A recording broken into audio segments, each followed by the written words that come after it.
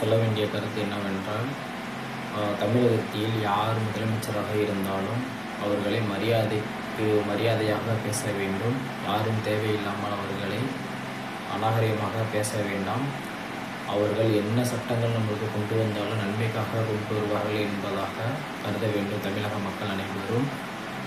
அவர்களை தேவையில்லாமல் மதிப்பு இல்லாமல் அவர்களை பேசுவதும் வீடியோவில் பேசுவதும் தேவையற்ற செயலாக நான் கருதுகிறேன்.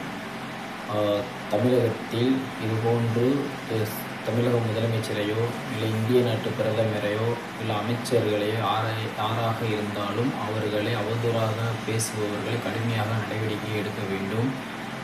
ஏனென்றால் அவர்களுக்கே மதிப்பு இல்லாமல் பேசினால் மற்ற நாட்டு பிரதமர் மற்ற நாட்டு மக்கள்கள் எப்படி நம்மளை மதிப்பார்கள்? அதனை புரிந்து கொண்டு நம்